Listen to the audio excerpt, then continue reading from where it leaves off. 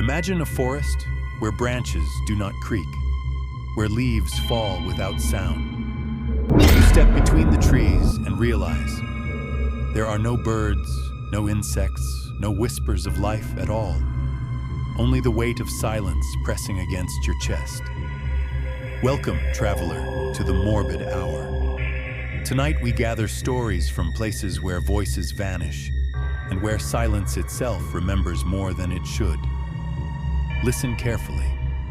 Some silences never end. They called it the Old North Trail, though no map carried its name.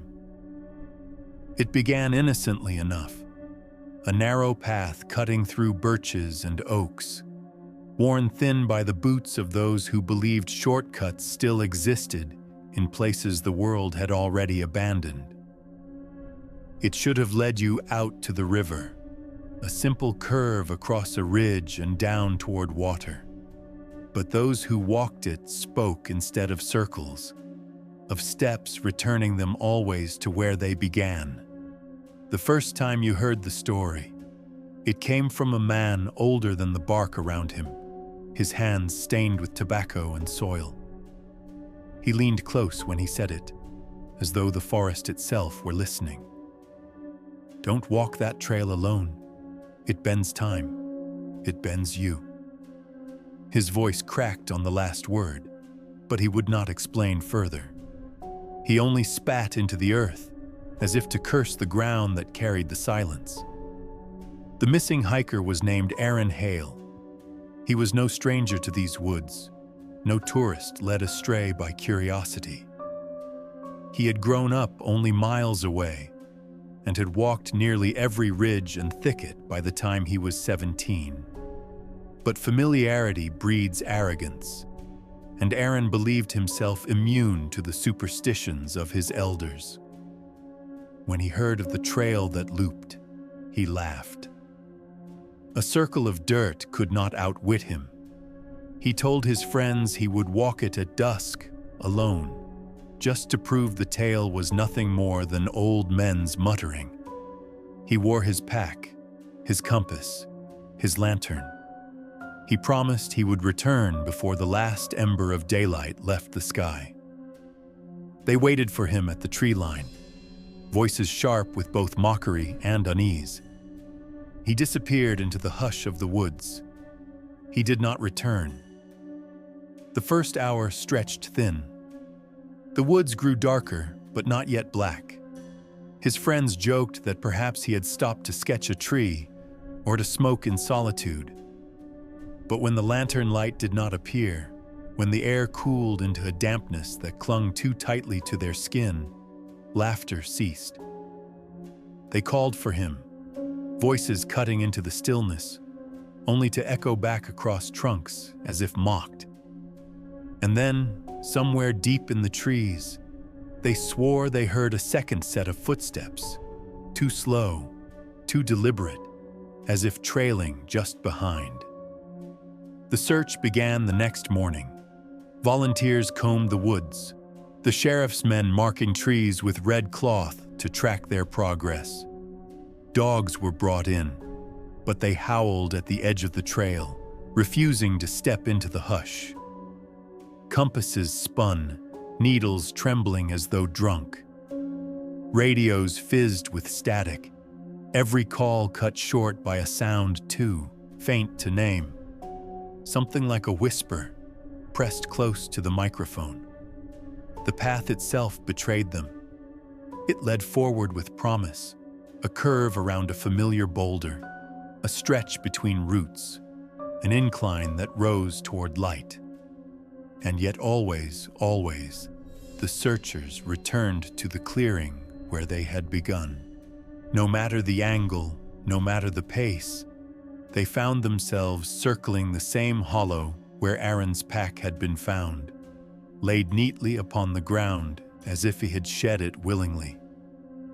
Inside were his notebooks, a tin of matches, a bottle of water half empty. No signs of struggle, no marks of departure. But at the back of the pack, folded carefully, was a page torn from his journal.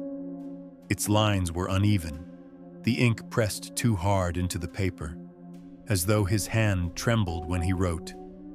The trail keeps curving back. I hear myself walking. I hear myself breathing, but ahead of me. They searched for 6 days, though each evening the woods grew heavier, the silence thick enough to muffle even the sound of boots on soil.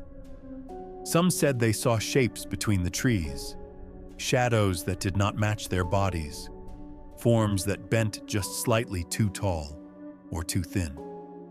By the 7th day, the sheriff called it off, his face drawn and gray. The woods took him, he said flatly. No one argued, yet stories did not end with Aaron. Over the years, others swore the path drew them in. Hikers found themselves circling for hours, swearing they had followed the compass true, only to arrive back at the same birch split with lightning, the same stump rotting with moss. Some claimed the air changed when you crossed onto the loop, as though sound itself withdrew, leaving only your heartbeat and the faint scrape of your own souls. And sometimes, if you listened carefully, there was more than one heartbeat. A girl from the nearby town walked it once, years after Aaron vanished. She carried a small cassette recorder, determined to capture proof. Her tape was later recovered by her brother, found lying just beyond the tree line, as though dropped in haste. On playback, the tape revealed her breathing, steady, then uneven. Her voice whispered, "I see light. I think I found the end." Then came the sound of her footsteps quickening, her breath sharp. But over her breath, just faint enough to miss unless you leaned close, another voice whispered the same words, not in echo, in anticipation. The tape ended there. She too was never seen again. Some say the trail is not a place but a trick of the forest itself, a coil of space that folds upon itself like ribbon, binding those who walk too deep. Others claim the woods keep the souls of the lost, using their voices, their breath, their very steps to lure the next traveler in. There are those who swear, on nights when the mist is low, you can stand at the edge of the birches and hear footsteps approaching through the soil, always in circles, always coming closer. And perhaps the most unsettling detail, repeated by too many to dismiss, is that sometimes the lost are glimpsed still walking. A flash of lantern light deeper in the trees, a figure bent low, circling endlessly, lips moving as if speaking a language no longer meant for this world. By the time you follow, there is nothing. Only silence, and the certainty that your next step will not take you forward, but back again. The forest waits, as it always has. The path remains, bending not only your steps, but your memory, until you no longer know how long you have been walking, until the forest convinces you that you too have always been here. And if you walk far enough, perhaps you will see what Aaron Hale saw, an opening, a glow between the trunks, a promise of escape. But remember, no one recalls where that path leads. No one remembers what lies beyond the opening. Perhaps it is the exit, or perhaps it is where the forest finally begins.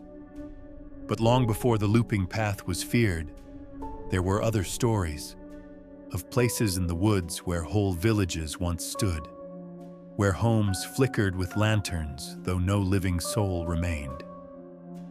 And if you wander far enough, you may stumble upon them too. There are forests where the silence feels patient, as though waiting for your misstep. And then there are forests where silence is not absence, but concealment. The vanished village belonged to the latter. You did not stumble upon it unless you were already lost. That was the first warning whispered by locals. You do not find the village finds you. It began with the path, thin as a deer trail, cutting through black pines that grew too close together, branches interlocking overhead like ribs sealing the sky. The air shifted as you entered. No matter the season, the forest grew colder, and the scent of earth gave way to something heavier, like smoke that had long since died, clinging to bark and bone. Travelers described walking for hours, their bearings slipping, until the trees parted without reason, revealing a clearing that had no right to exist. And there it stood, the village, hushed and glowing faintly with amber light. The huts were small, built from pine logs, their roofs thatched with brittle straw. Each door was open, hinges creaking in the wind that was never felt upon the skin. Lanterns swayed faintly above each threshold, flames steady and low, as if trimmed by unseen hands. And inside, always inside, the tables were set. Plates still warm, bread steaming, cups filled with water so clear it shimmered in the light. No voices greeted the wanderer. No footsteps stirred. Yet more than one traveler swore the dust upon the ground was disturbed, tracks too fresh to be anything but recent. When they followed the prints, the marks dissolved into nothing, as if the weight that made them had suddenly lifted into the air. The first written account came from a German surveyor in the late 1800s. His notes, later found in a trunk at his boarding house, described a village, perfect and unreal, without flaw, as though painted. He and his team of 3 entered cautiously, lanterns raised. They found the food set upon the tables, tasted it, and confirmed it was warm. They waited, expecting hosts to return. By nightfall, the lanterns flickered. The surveyor wrote that he saw movement at the edge of his vision, the outlines of figures seated at the tables, heads bowed as though in prayer. Each time he turned his lantern fully, the huts appeared empty again. Yet when his men grew bold and stepped inside, they returned pale, swearing the chairs had been filled, that someone, or something, sat waiting, unmoving, staring through them. Only one of his men returned home. The others, he claimed, would not leave. He begged them, screamed, dragged at their arms, but they sat down at the tables as though compelled. When dawn broke, he staggered into the trees alone. Behind him, there was no village, no huts, no food, only stumps and ash where the clearing had been. He swore he heard the sound of cutlery against porcelain fading into the morning mist. The villagers nearby never doubted him. For generations, they had forbidden their children to follow the pine trails after dusk. They said the village was a remnant of something older, not built but remembered, an echo of lives taken too quickly, replaying themselves in silence, waiting for strangers to fill the spaces left behind. Yet curiosity always returns to places marked forbidden. In the 1950s, 2 college students camped in the forest, eager to test the folklore. Their journals, found weeks later in the hollow of a fallen tree, described stumbling into the glowing village just before midnight. The pages were frantic, scrawled as though written by firelight. They noted that the food was fresh, that the smell of herbs and broth filled the air, though no pot hung upon the fire. They heard laughter faint and low, like the tail end of a conversation carried through walls. And at last, in their final entry, one wrote, "The lanterns have gone out, but we can still see." Someone lit candles inside. There are people here. They want us to sit down. The journals ended there. The students never returned. Years later, hunters claimed to find the village themselves, though they never entered. They watched from the tree line, afraid to step into the glow. They saw figures moving inside the huts, shapes too blurred to name, yet undeniably human in form. The hunters swore the figures paused mid-motion, heads tilting in unison toward the forest, as if aware they were being watched. The hunters fled, and when they dared return the next day, the clearing was gone. Those who studied the folklore grew fascinated by its pattern. The village appeared to those who were lost, those who lingered too long in the woods after dark. Always it was ready, waiting, its lanterns warm and its tables set. And always, by dawn, it dissolved.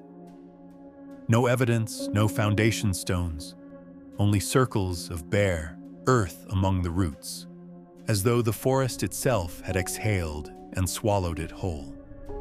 Skeptics argued it was nothing but hunger and exhaustion, minds weaving illusions from the dark. But the details remained too consistent, across too many decades, across voices who never met. The warmth of the food, the sound of invisible footsteps, the sense of eyes fixed upon you though no one breathed nearby, and always the lanterns, swaying in air too still to move them.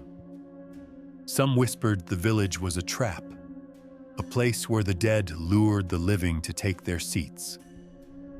Others said it was not death that claimed them, but memory, that those who sat at the tables simply forgot themselves, swallowed by a life that was never theirs, until they belonged entirely to the phantom hosts. If you ever find yourself there, it is said, do not eat the food, do not drink from the cups, do not sit at the tables, no matter how heavy your legs grow, no matter how kindly the empty chairs seem to wait. Leave before the lanterns flicker, before the shadows thicken, before the silence begins to chew at the edges of your thoughts. Because if you stay until dawn, you will not leave. By the time the light breaks, the village will be gone, and you with it. And sometimes, on misted mornings when the forest floor is damp, villagers claim they still hear it.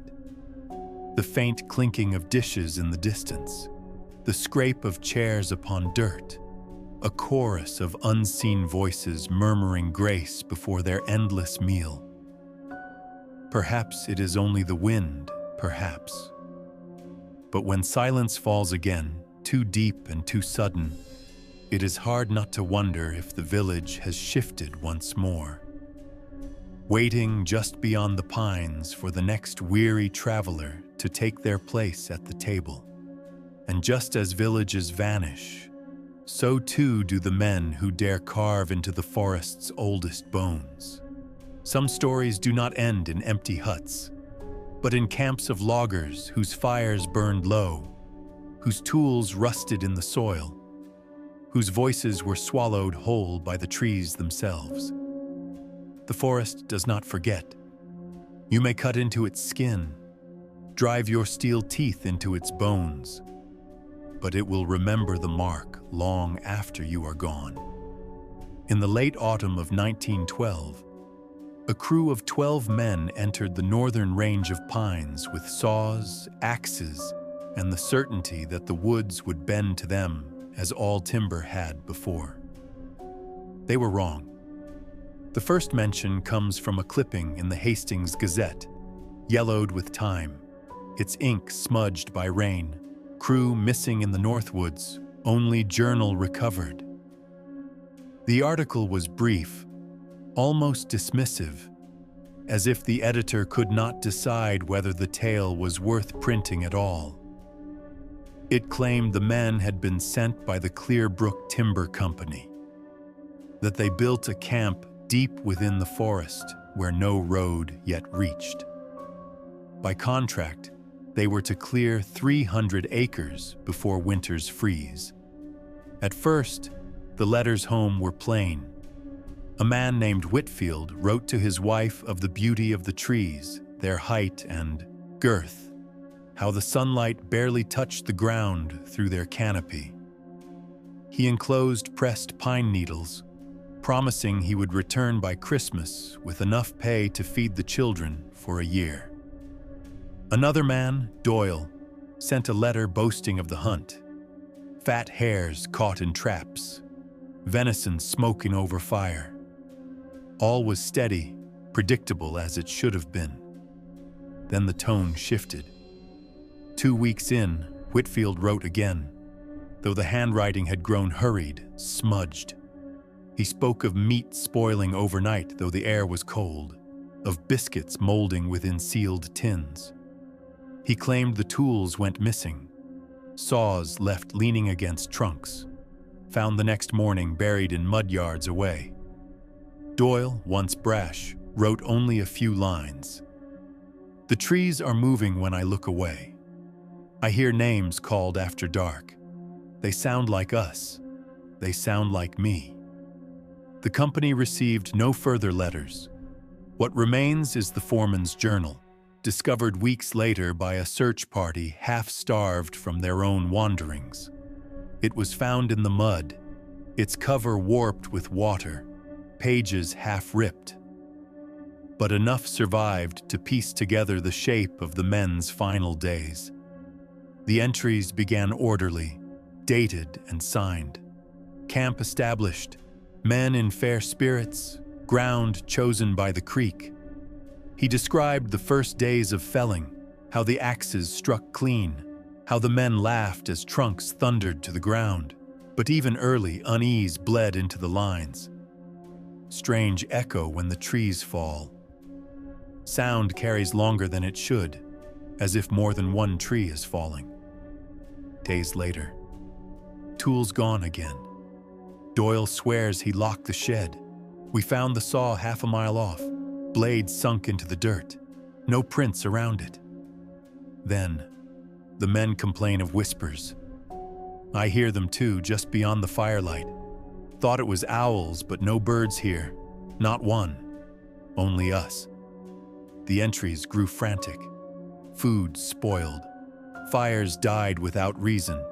The men refused to go into the trees alone. One by one, names disappeared from the roll. First Cullen, last seen walking into the dark as if called. Then Rains, found staring up into the canopy, lips moving without sound, before vanishing the next night. The foreman wrote of sleepless hours, of counting the men by firelight only to realize faces were missing, then present again, then gone once more. I do not trust the count, he scribbled. I do not trust my eyes. They sit across from me and the firelight does not touch them. By the second month, only 5 remained. The journal entries turned to pleas, notations collapsing into fragments. Do not come, do not cut here. The forest remembers. It knows what we take. The final entry is the most haunting. It begins mid-sentence, scrawled as if written in haste. Something between the trees, taller than any pine, but not wood. It has... The line ends there, ink dragging across the page, as though the pen had been torn violently from his grasp. No signature, no date. The search party that found the journal never located the men. Their camp lay abandoned, fires dead, tents slashed open. Dishes were left half-filled with mold. The trees around the clearing bore strange marks, deep gashes spiraling upward, higher than any hand could reach. No tracks led away, no graves, only silence. The company abandoned operations, citing difficult terrain. But the locals knew. They said the forest had taken back what was stolen, that the men had been claimed as punishment for felling trees too old, too sacred. The pines, they whispered, had grown so long in silence they had become something more than trees, something watchful. Over the decades, Hikers claimed to hear the sound of axes striking wood deep in the forest, where no one cut anymore. Others swore they saw lanterns swinging through the mist, moving in rhythm, as though a line of men still marched between the trunks. And sometimes, in the hush just before night, they heard voices, low, ragged, calling out names, the same names written in the foreman's ledger. But the most chilling reports came from those who found themselves near the old campgrounds. They described the soil as softer there, spongy, as though it had been turned and turned again. Some claimed to see impressions in the mud, hands pressed deep, fingers splayed as if clawing upward. The Gazette never printed follow-ups.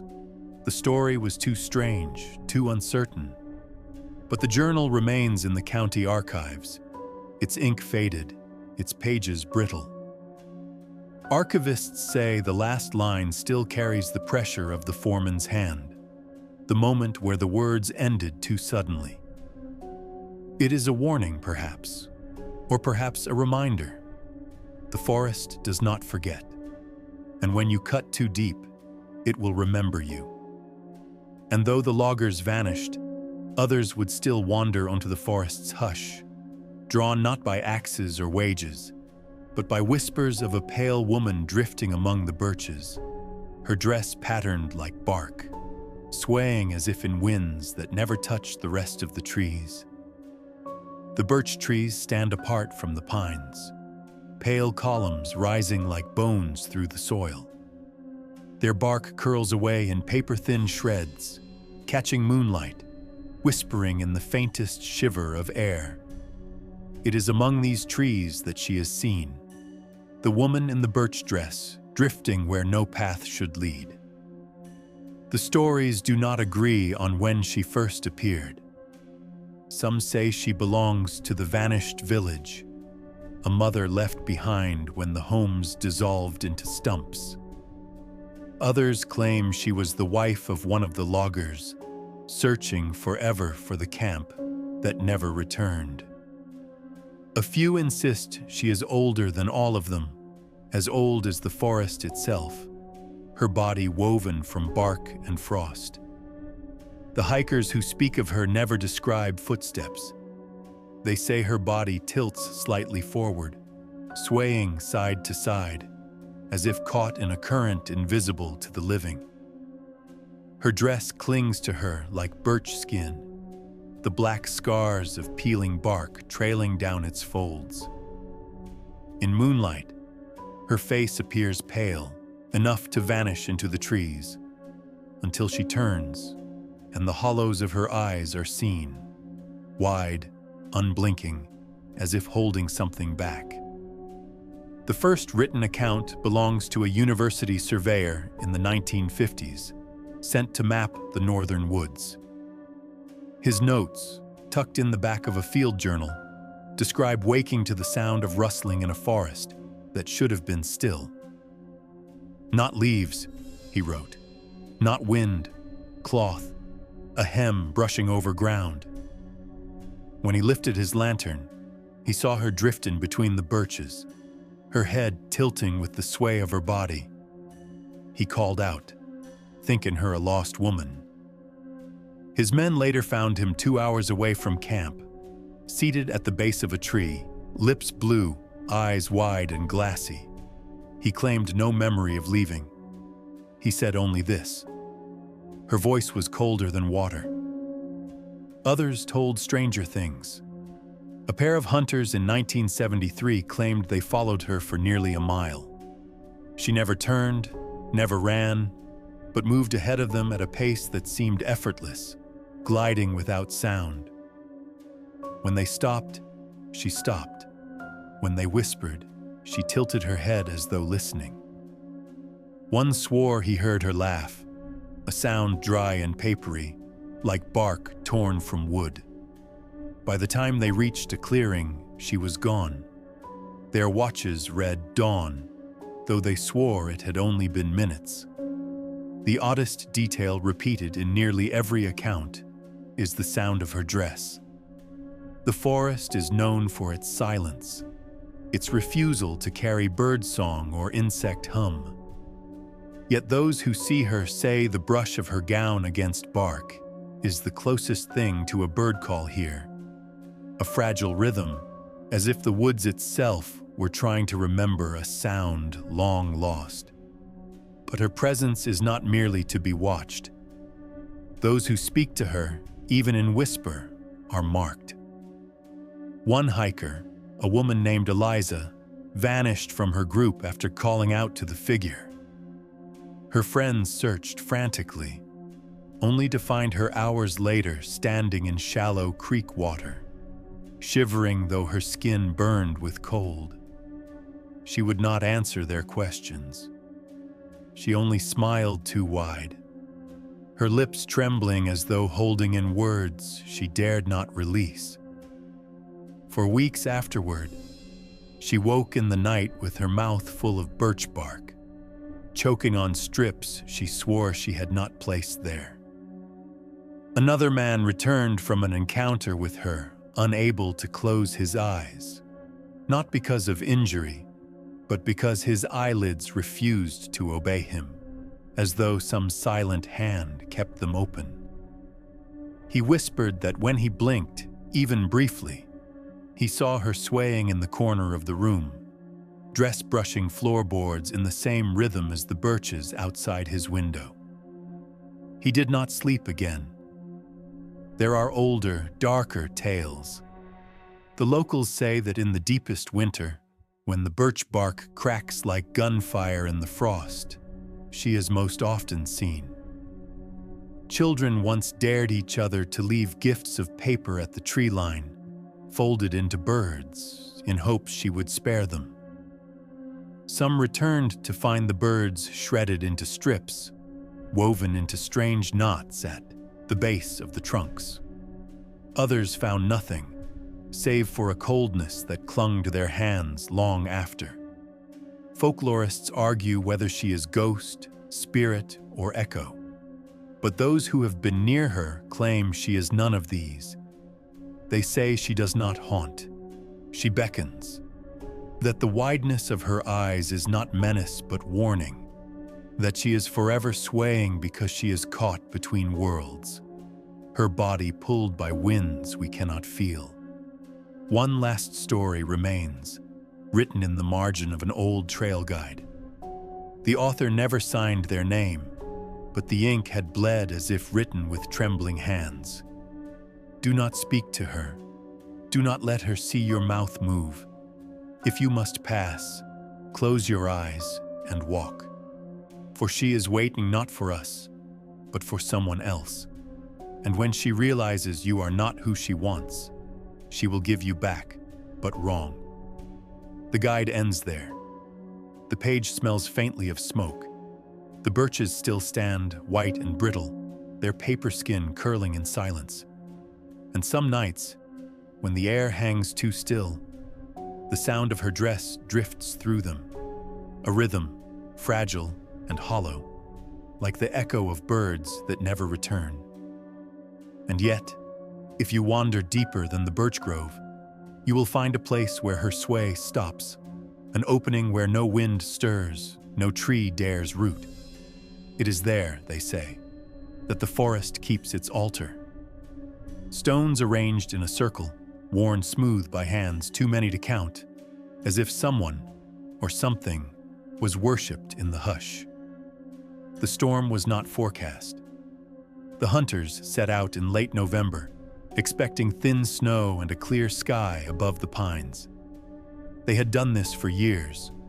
3 men and 2 brothers, seasoned enough to know the trails and the weather's temper. But that year, the air had a weight to it, a hush that pressed against their chests as they trekked deeper into the woods. They followed deer tracks that vanished too quickly, as if swallowed.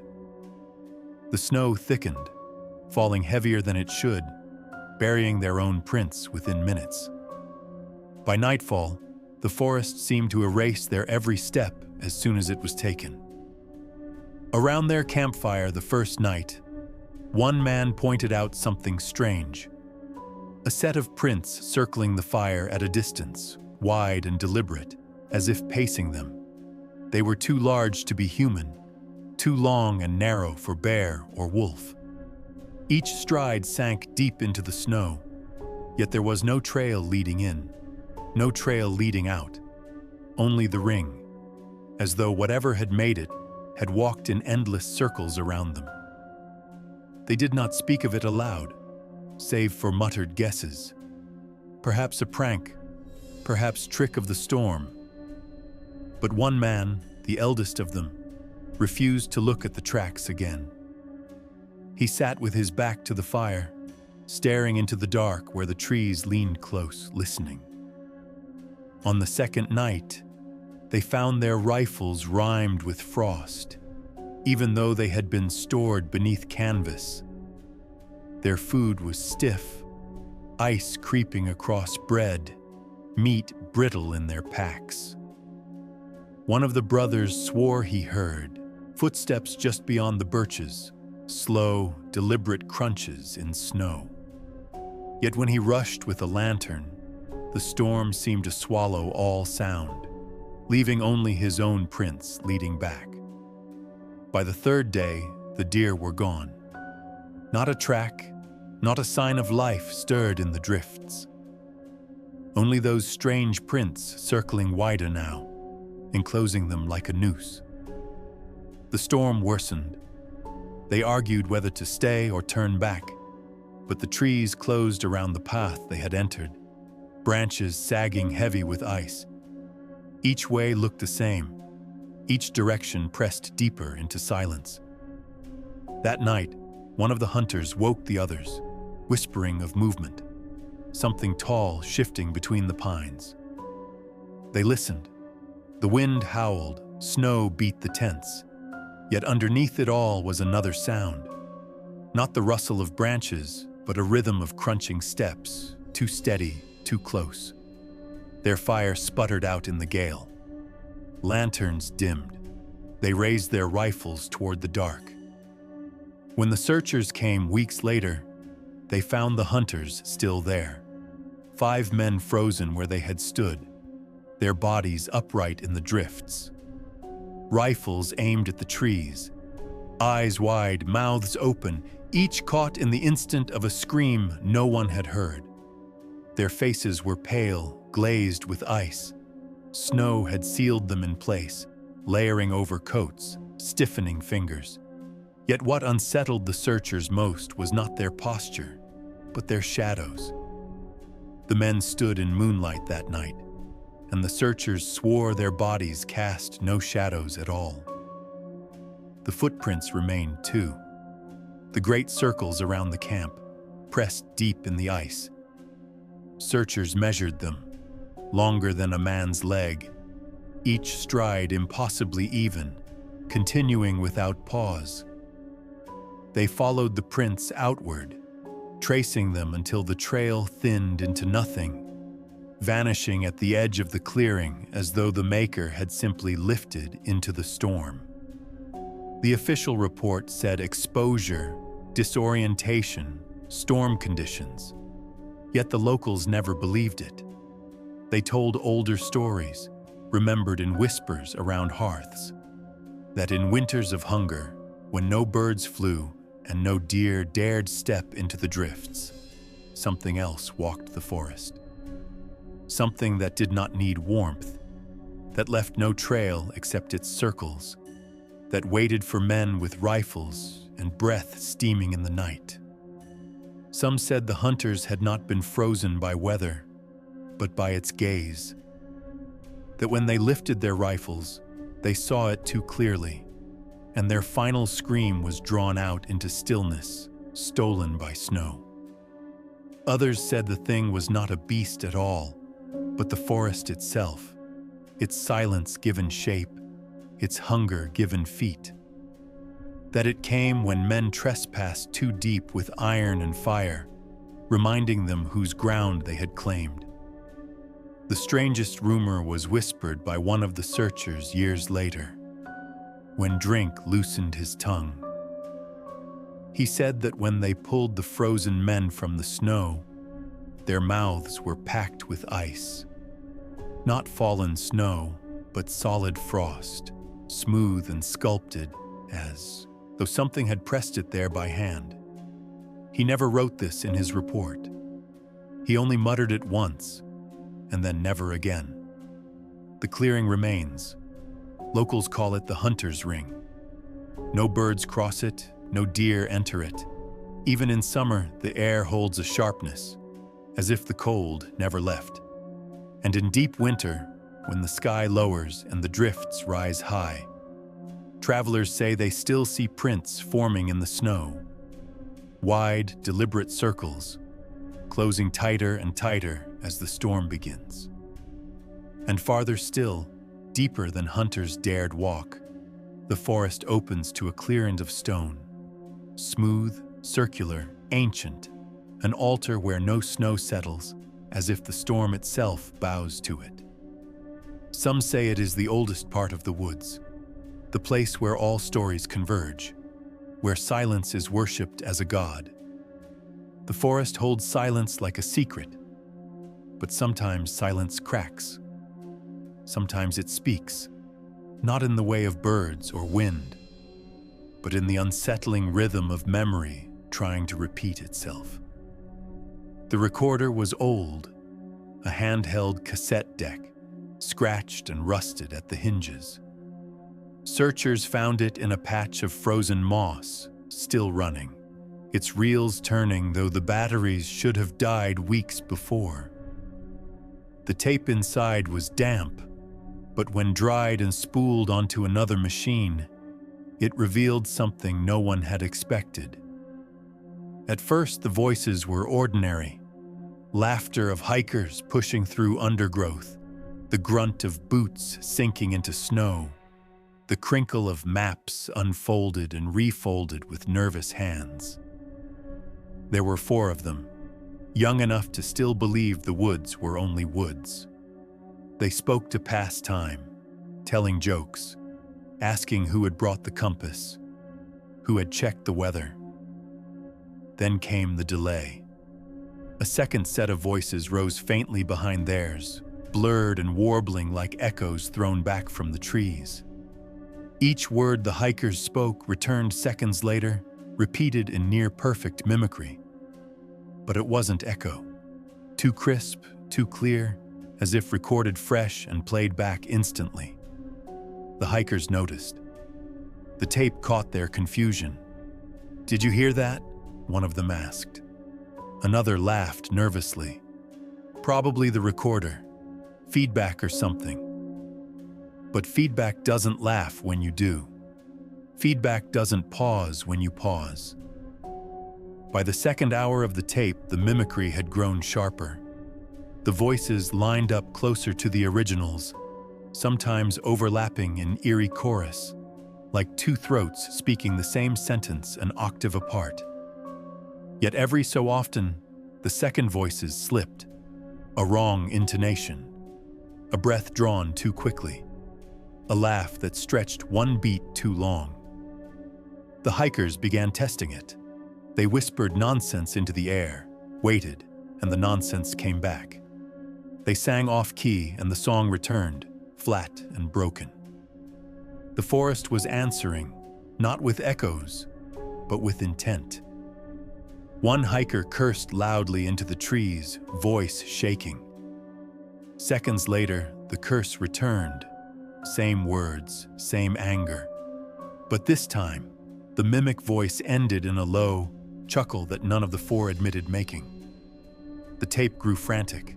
Their conversations dissolved into speculation. "It's not us. It can't be us. Stop talking. Just stop talking, and maybe it'll stop." But silence did not help, for when they went quiet, the second voices did not. They kept speaking. The last third of the tape is chaos. The mimic voices had advanced. No longer waiting to repeat, they began to lead. Words came first in distorted tones, and the hikers, against their own terror, answered back, compelled, as though in conversation. The recording captured both threads intertwining, one voice urging forward, another resisting, all of it folding together until it was impossible to tell who was speaking first. One phrase returned again and again in the mimic's strange cadence. This way, this way, this way. The sound of boots followed, branches snapping, heavy breathing. The hikers obeyed, whether by choice or by some deeper pull. Their protests grew weaker as the mimic voices grew stronger, overlapping until the forest seemed full of a crowd. The tape's final minute is the worst. There is running, frantic, and directionless. One hiker screams, cut off mid-breath as though a hand had clamped down. The mimic voice follows, perfect now, indistinguishable from his own. And then, suddenly, the forest falls silent. No boots, no shouts, no echoes, only the whir of the tape reel turning endlessly, spooling silence onto magnetic ribbon. That is how the searchers found it. Alone in the moss, still spinning, as if waiting for someone to press play. Locals tell their own editions that the search party followed the tape's trail of sound deep into the woods and came back changed. That some refused to speak at all afterward, staring into the trees as if waiting for an answer. Others said the forest itself has grown bolder since, its mimicry bleeding into everyday life. People walking home from town hear their names whispered from branches.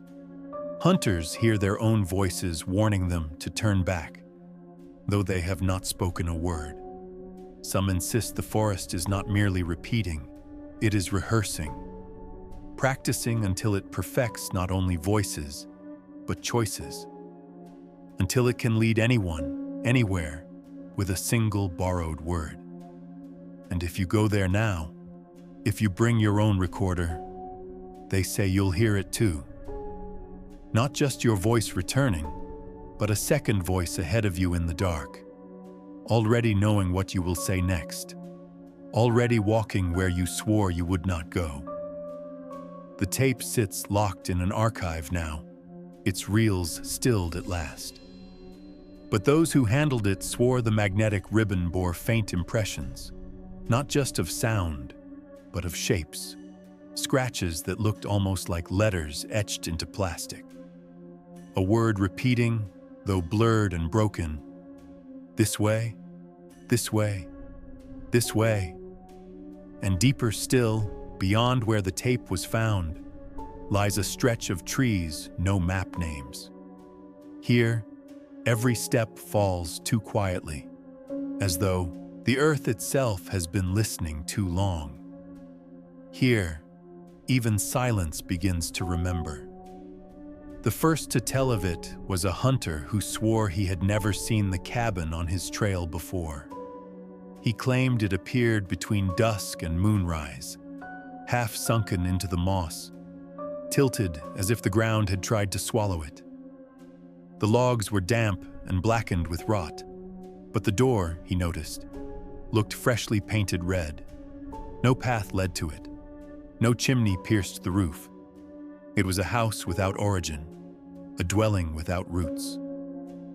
When he opened the door, the smell of cedar poured out, sharp and wet, as though the timbers had been cut only that morning. He stepped inside.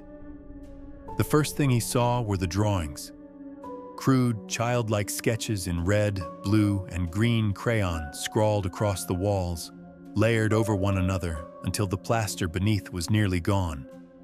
Faces with hollow eyes, trees drawn with claws instead of branches, houses without doors, and always, somewhere in the corner of each picture, a small figure, stick-thin, smiling wide. The hunter left quickly, unsettled by what he saw, but the story spread. Travelers began reporting the cabin in different parts of the forest, never the same place twice, never appearing for more than a single night. Always sunken, always quiet, always waiting.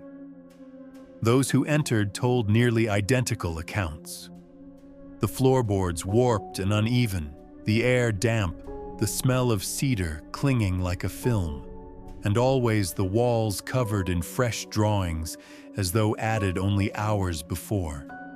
Yet no pencil, no crayon, no paper scraps were ever found inside. The detail most often whispered, however, was about the door. It did not latch from the inside. The lock was on the outside, an iron clasp fixed into the frame. Those who stepped in swore the door closed on its own behind them, the iron sliding home with a hollow click. More than one traveler claimed they had to throw themselves against it, again and again, until it splintered outward. Others said they never managed to break it at all, that they only woke later on the forest floor, coughing cedar dust, the cabin gone. But the strangest accounts were about the sound, the humming, a faint, low vibration that seemed to pulse through the logs themselves. Some compared it to the sound of a hive behind a wall, others to the rise and fall of steady breath. Not loud, not threatening, just constant and too alive for timber. Those who pressed their ears to the walls swore they felt warmth radiating through, like flesh beneath bark. One woman described something worse. She had been trapped for hours after the door locked behind her, forced to sit in the damp dark with only the drawings to keep her company. The longer she sat, the more she swore the figures on the walls began to change. At first, she thought the flicker of her lantern was tricking her eyes. But no, the mouths grew wider. The stick figures leaned closer, their little crayon arms stretching toward her as though reaching from the plaster itself. She blew out her lantern, sat in pitch black, and still the walls glowed faintly with childlike scrawl. She did not remember how she escaped, only that she woke with cedar in her hair and mud pressed into her palms. The cabin already gone. No one has ever found a foundation beneath it. Those who tried to dig where it once stood found nothing but moss, soil, and roots. And yet sometimes, if the ground was wet enough, they uncovered impressions, rectangles pressed deep, as though the weight of the cabin had indeed settled there for a time. In one case, a hiker uncovered the imprint of a doorframe in the mud. Just the frame. No wood, no nails, only the shape. There are rumors, too, about the smell. Those who encounter it say the cedar stench lingers on their skin for days, no matter how they wash. One man complained of coughing up splinters for weeks after stumbling across the cabin. Another claimed his hands were stained with streaks of yellow resin he could not scrub away. The forest does not keep it still. The cabin drifts, appearing miles apart from one night to the next, like a story retold in different mouths. Some believe it belongs to the forest itself, an organ that rises when the ground exhales. Others say it was built long ago but never finished, condemned to sink and rise, searching endlessly for a place to root. And then there is the darker tale, told in hushed tones, that the cabin was once a schoolhouse, swallowed whole after its students vanished, that the drawings are not new at all, but old marks endlessly reappearing, preserved by whatever force keeps the house moving. That if you listen closely to the humming, beneath the steady pulse of breath, you can hear the faintest notes of a lullaby sung in voices too small and too many to count. The cabin never stays. By dawn it sinks away, melting into the soil as if it had only ever been a trick of the night. In its place, travelers find nothing but damp earth, cedar hanging in the air like smoke. But if you're unlucky enough to step inside, to breathe that air, to touch those humming walls, you may find that the drawings don't stay behind. That when you wake in your own bed days later, the smell's still in your lungs. You notice something scrawled across your bedroom wall.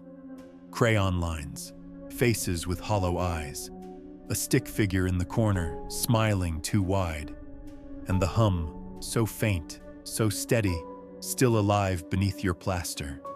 And somewhere else, on some other night, the cabin rises again, floorboards sinking into moss, walls waiting to breathe, its red door creaking open for whoever dares to step inside next.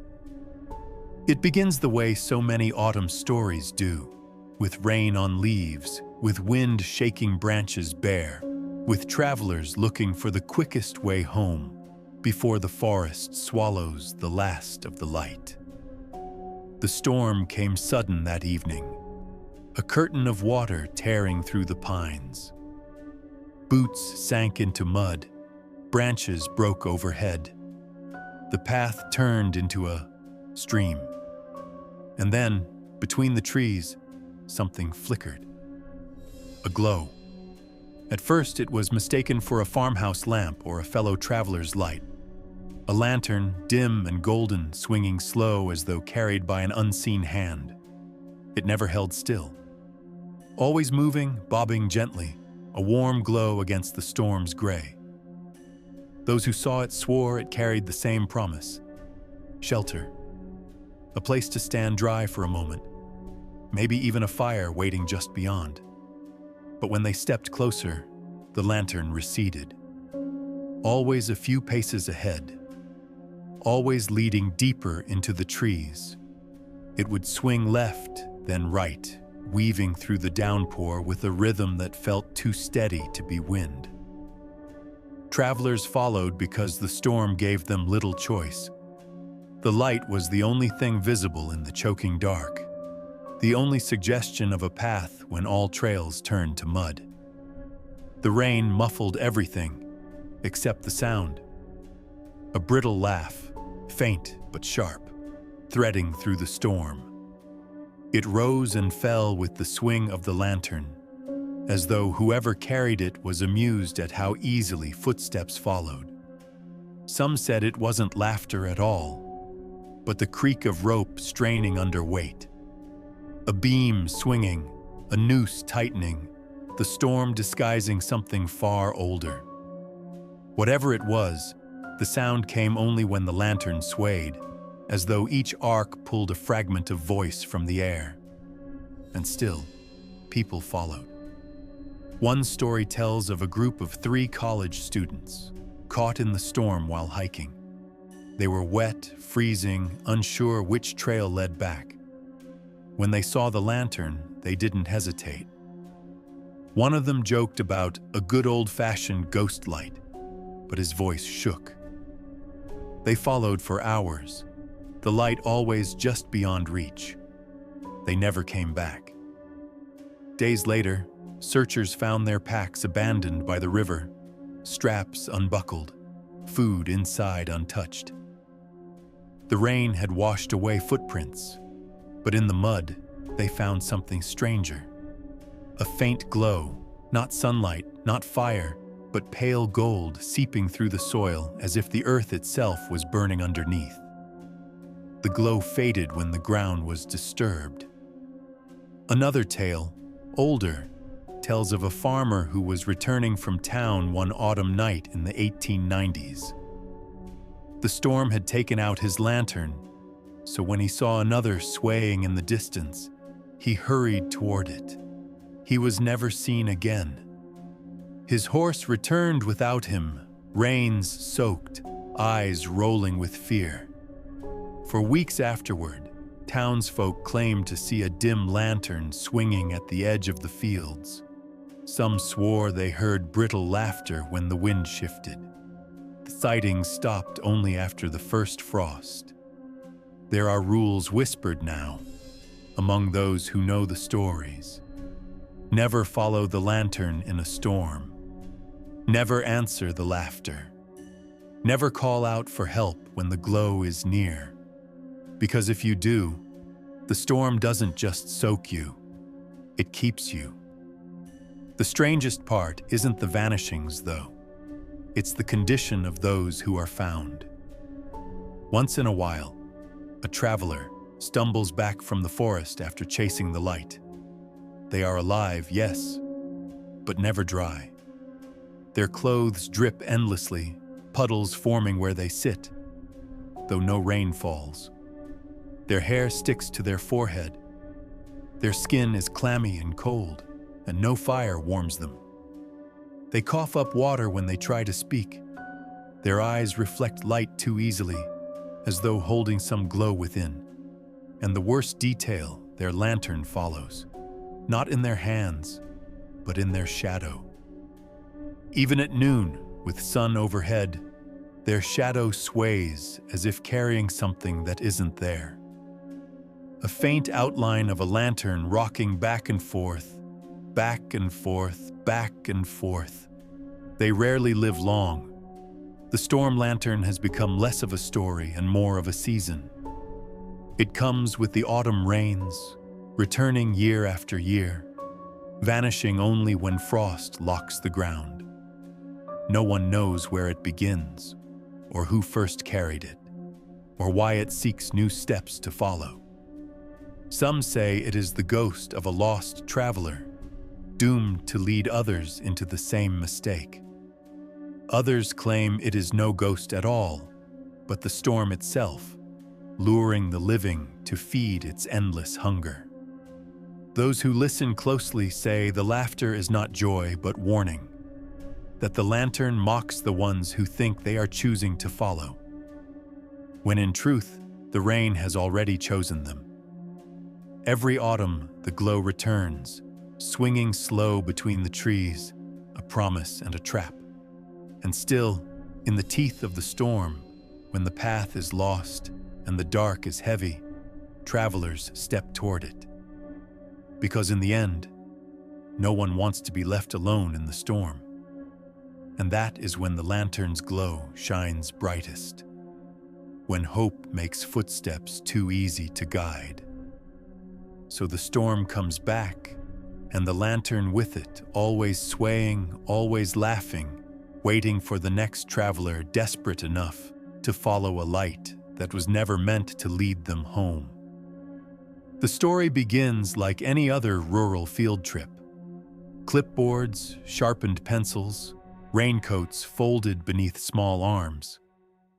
The children were bright that morning, chatter filling the bus as it rumbled down the unpaved road. They were going to the forest, their teacher said, to study the trees and the soil. Science week, learning in the wild, away from chalkboards and bells. The last anyone saw of them, the yellow bus was swallowed whole by pines. Hours passed. Evening fell. Parents waited in the gymnasium, tapping watches, listening for the familiar squeal of brakes, but the bus never returned. When searchers finally found it, it was still idling at the forest's edge. The headlights cut through the mist like accusing eyes. The engine hummed, steady and low, as though the driver had only just stepped away. But inside, every seat was empty. No children, no teacher, just notebooks scattered across the floor. Opened pages filled with drawings no one could explain. The sketches began innocently. Leaf rubbings, soil layers, careful handwriting labeling the parts of the pine cone. But as the pages turned, the drawings warped. Roots were no longer roots, but veins. Trees no longer trees, but bodies half-formed, bark splitting into shapes that suggested mouths and eyes. Some sketches seemed to move when viewed too long, lines twisting until the watcher swore the paper itself breathed. One page bore a series of hands, small hands, childlike, but rooted into the soil like saplings. Another depicted a bus itself, but not whole. Its frame bent like bones, its headlights turned inward, casting their glow on a hollow where children once sat. And at the back of one notebook, in the teacher's neat handwriting, there was only a single line: "The forest is teaching them now." The investigation that followed is still spoken of in hushed tones in that county.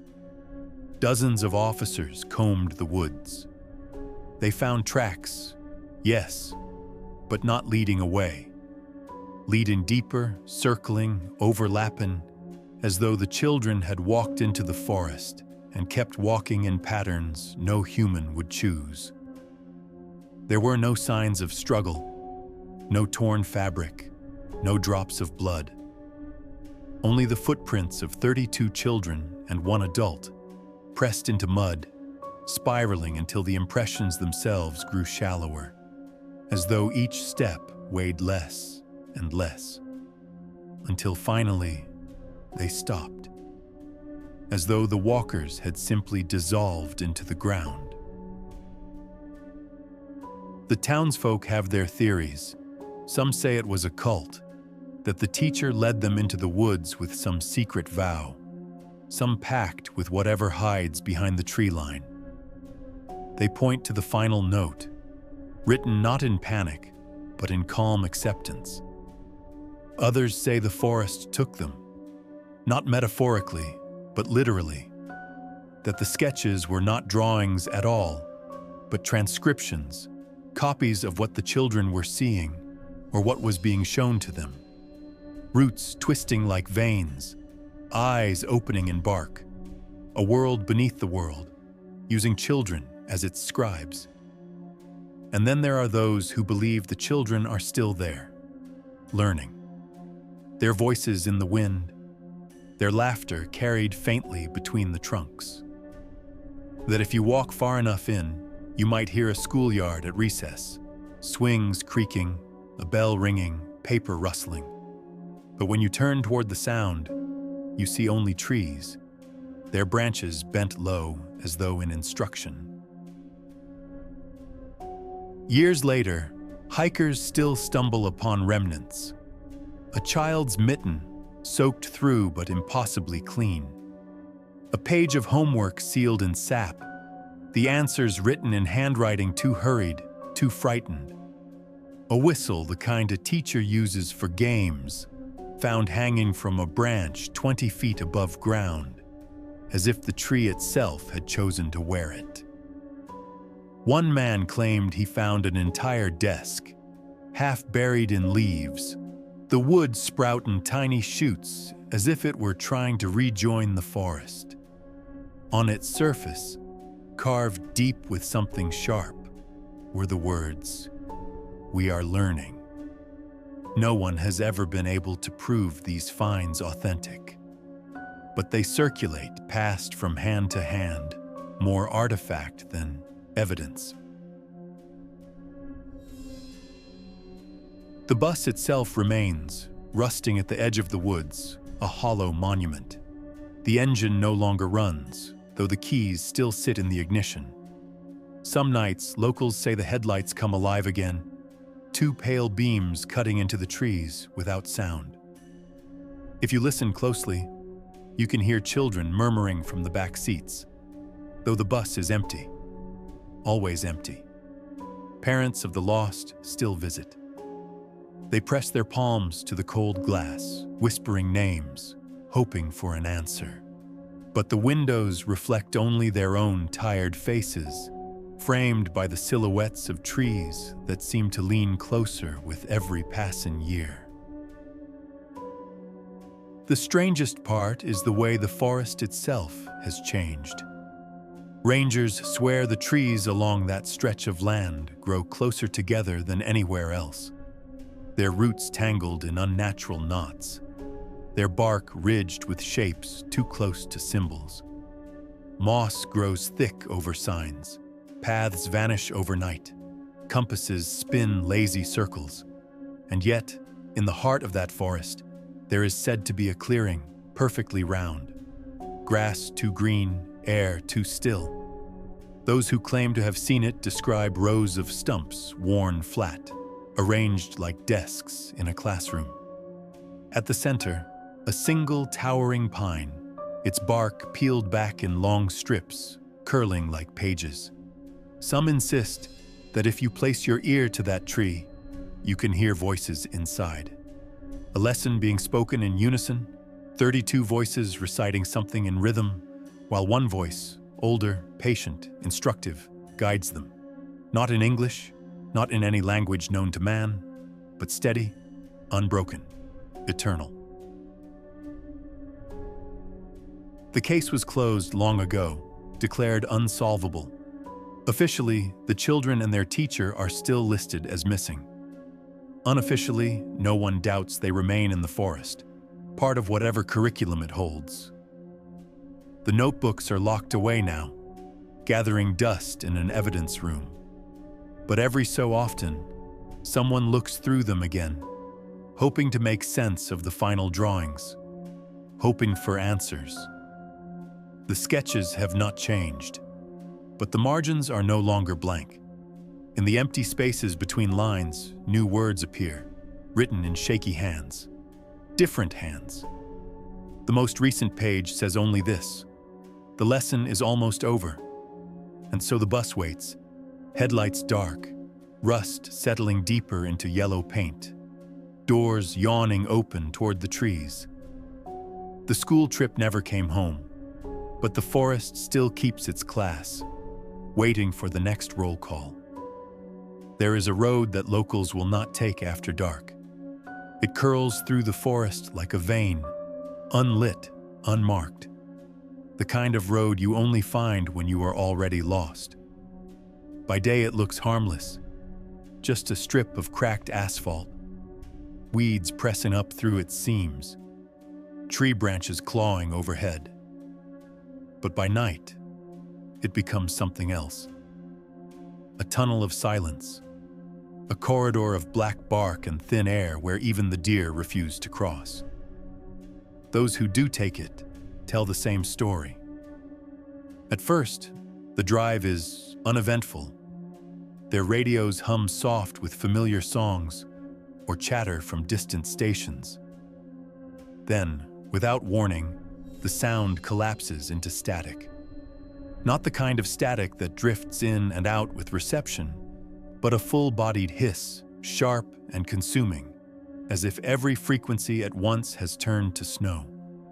And then, beneath the static, comes the birdsong. Light, fragile, almost sweet. A tune that coils through the noise like silver thread. High notes, clear and deliberate, repeating in a pattern that feels too precise to be random. Most unsettling of all, it is a song that should not exist here. Old hunters, the kind who can identify any bird by sound, swear the call belonged to the night sparrow, a species gone from these woods for more than 40 years. Its extinction marked by silence, its absence long accepted. Yet there it is, singing again, trapped inside a broken signal. The sound grips the driver. Some say it soothes, others say it unsettles, but all admit it lures. The wheel pulls in their hands, nudging them toward unmarked trails, gravel shoulders, places where no road lies. They follow. The car drifts off asphalt, into dirt, into thickets where headlights stutter and tires sink in mud. And when dawn comes, the forest keeps its proof. Searchers find the cars in clusters, headlights still burning low, radios still alive with static.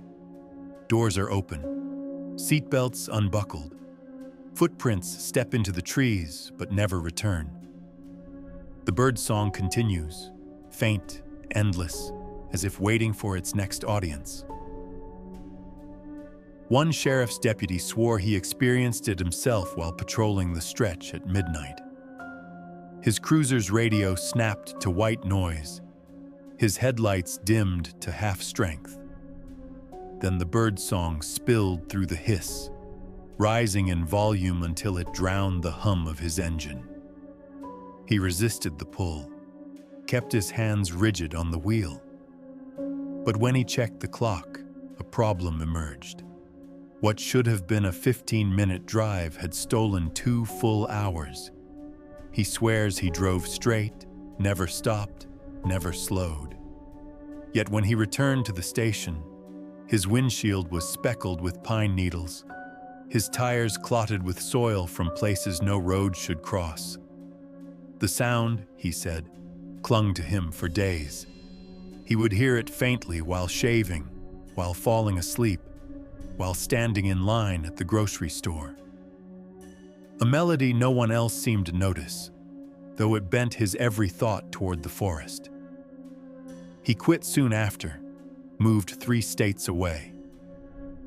In the letter he left behind, he wrote only this: "It's not a song, it's a summons." Theories circle like vultures. Some say it is the bird itself, some revenant, some mimic, that learned to haunt the frequency of radios, luring the curious the way some deep-sea fish lure prey with a flicker of false light. Others claim it is not a bird at all, but something older, wearing the sound of a vanished creature like a mask. A few go further, whispering about the research station that once stood not far from that road, decades back. A government-funded project on communication, signals, and how sound could shape the human mind. The station burned down in the early 70s, the ruins left to rot. No records were ever released, though locals recall nights when strange calls echoed through the trees, long after every bird should have been asleep. Whatever its origin, one truth remains: no one who follows the song is ever seen again.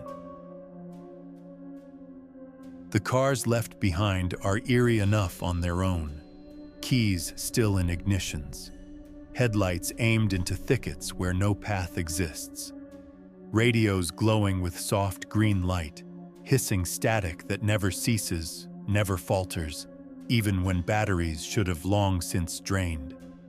Step too close, and the sound grows sharper. The bird song weaves itself through the hiss, louder, clearer, as though acknowledging your presence. Some investigators refuse to get within 20 feet, claiming the melody changes when they do, becomes aware of them, chooses a different pattern, something that feels like words just beyond understanding.